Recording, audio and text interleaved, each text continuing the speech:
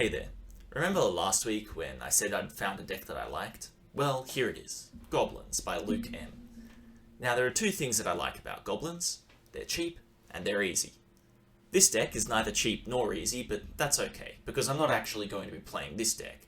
I'll be using it as a framework to build my own two-colour version, although I'll be trying to keep it as close as possible to Luke's version, at least to start off. A few things struck me about Luke's list.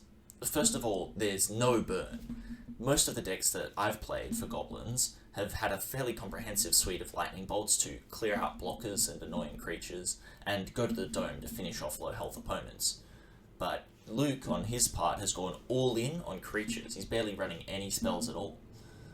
He's also running some very expensive goblins, and not many one-drops, even going as far as playing old Krenko, who I thought was retired to Commander years ago. Looking at the mana actually gave me a much better idea of the deck's game plan. See, he's running Ancient Tomb, City of Traders, Once Upon a Time, which finds Ancient Tomb at City of Traders, and Mana Crypt, all of these ways to generate two colourless mana really early. The plan seems to be cast a 3 or 4 drop on turn 1 or 2, and then just overwhelm the board with the sheer number of threats you can generate. If that's not enough to finish off your opponent, you can use the goblins to stall out until you hit your recruiter combo. It's sort of the opposite of the Mardu deck I was playing last week, which controlled the board mainly with interaction and had a handful of key threats to actually win the game. It also explains the absence of Goblin Rabblemaster, which is normally one of the strongest creatures you can cast with Ancient Tomb mana. Forcing you to attack with your entire board just completely negates one of the deck's options. I've been warned that this deck loses to black midrange, and that's not surprising to me. Last week was overrun by Barrogoyfs, and I saw so many sideboard cards like Massacre, Consume the Meek, and even targeted interaction like Hydroblast and Pyroblast. And for the record, I'm not expecting to do better by changing my deck. In fact, I'll commit right now, I'm playing goblins for the next 3 weeks, at least. The point is that by playing a streamlined deck, I'll be able to spend more of my time thinking about what my opponents are doing and learning how to play against them. Also, I like swinging for 27 on turn 3. I've followed Luke's template as closely as I can, keeping the same curve and creature count. I've also used replacements which fulfill similar roles to the cards that they're replacing. Token makers replacing token makers, draw engines replacing draw engines. I've also tried to order some cards, but in the event that they don't arrive in time, I have a handful of substitutions to fill out those slots. The last key thing about the deck is the recruiter combo, so let's go over that quickly. There are a bunch of different ways to do it, but this 5-card package is the simplest. It requires 6 mana, of which 4 must be red, and up to 4 of which you can substitute by having that many goblins in play. After casting Goblin Recruiter, you start your next turn by drawing Conspicuous Snoop and casting it, revealing Skirk Prospector. You cast it, revealing something which gives the Snoop haste. Casting that reveals Kiki Jiki. Because it isn't legendary, Snoop can target itself with Kiki's ability, copying itself as many times as you like. You can then sacrifice those tokens to the Prospector to cast Kiki and reveal the final piece, Sling Gang Lieutenant. You sack all your goblins to the Lieutenant, and it's lights out. You might change up your package to cover for certain types of interaction, and I recommend putting a Goblin Ringleader and a stack of Lords underneath to make sure you don't just gas out. Just make sure you have the mana before you cast a Recruiter, because there's nothing more awkward than spending 5 minutes meticulously building your stack and then looking down to the fetch land in your hand. Anyway, that's a deck rundown, so let's cut to the review. Alright, so first things first, it was the education bracket again. Finished 1-3 in matches and 4-7 in games. But more importantly, I got to meet more people, play more Magic, and learn more about the way that my deck ticks. Here's the rundown. Round 1, I faced off against Red-White Legends Aggro, a deck that I've heard about through lurking on the Discord. It was a close set, but it was very clear that my deck wasn't getting off the ground quickly enough, especially in Game 3 when I kept 3 2-drops on the draw, and my opponent cast a Sanctifier on Vec into an Umezawa's GT. Despite that, I was almost able to bring the series back, but through a combination of a poor recruiter stack and not respecting my opponent's ability to interact with my goblin count for Munitions Expert, I wound up losing the game and the series. Round 2, I was up against a very sweet looking bug reanimator list piloted by a member of Team Bus Stop. I had a very dodgy keep in game 1 with 5 lands, a mana crypt, and a goblin trash master, and I wasn't super impressed by the crypt, mostly because it got stolen by my opponent's turn 2 Oko. Once Atraxa came down, it was pretty much lights out. Although, reflecting on the game, I sent my Goblin Matron to get a Recruiter, which was a very slow way to end, whereas I could have got a Boggart Trawler instead. However, I don't think that my sideboard could have been more ready. I brought in 10 cards, and I still had the Boggart Trawler in the main.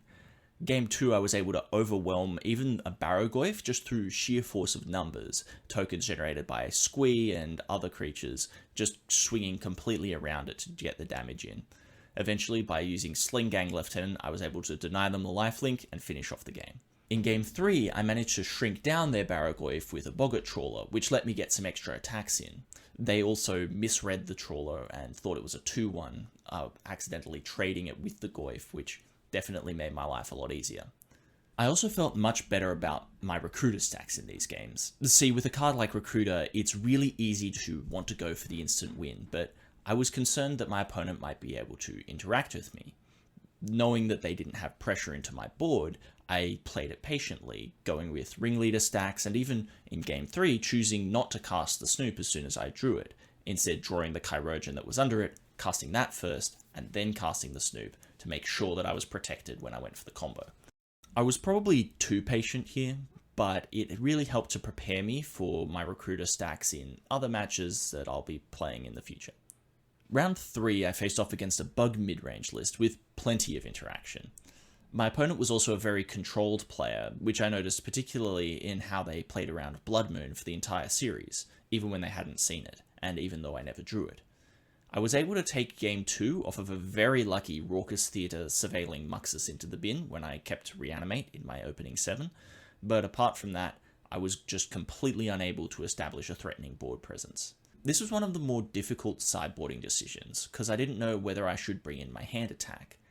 I ultimately decided against it, but since the match I've been wondering whether being able to take a removal spell on turn 1 would have improved my odds of winning.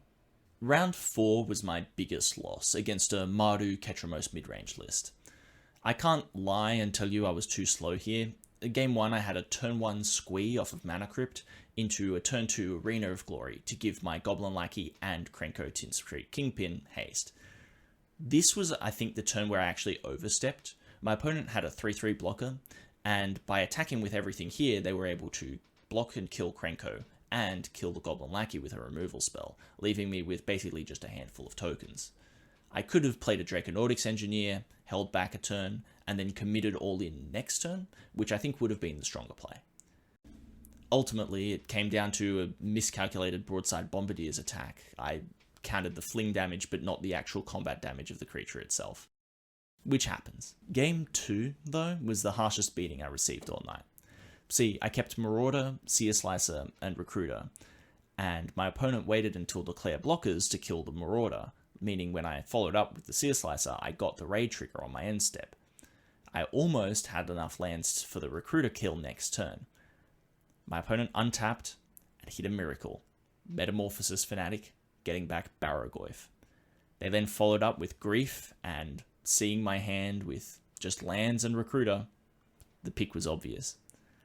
Facing down 7 points of lifelink power, there's nothing I can do there. I got a lot out of this week of play, and especially things that I didn't get last week. Specifically, having this list to focus on gave me a real lens to focus on the points that can give me the most improvement. In terms of the deck, it's exactly what I want. It's fun to play, it's cheap to modify, and it's got really pronounced strengths and weaknesses, which really helped me to realize that it's super inconsistent right now. A lot of my games started out turn 1 Raucous Theatre into 2 mana 1/1, and that's just not a good start for an aggressive deck, especially one whose identity is in quickly deploying these powerful 3-drops. I'll get more into it next week with my deck modifications, but for now understand that even though I knew I was going to have to mulligan a lot, it's just not consistent enough.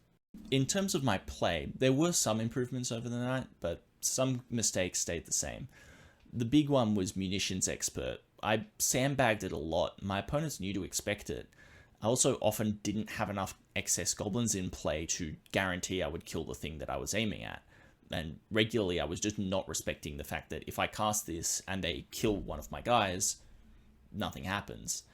This happened in round 1, game 3. I tried to kill an Archon of Emeria when they had a GT with counters on it in play. My recruiter stacking could also use some work, but I'm more confident in my ability to make the stacks that do the thing that I want. The trick now is in identifying what I should want to stack, whether I want to go for a quick kill or play it a bit more slowly. Once again though, I had a great time, and I'll be back next week with a newer, more improved Goblins deck. I'm gunning for that 2-2 bracket. Until then, good luck, have fun, and may the best wizard win.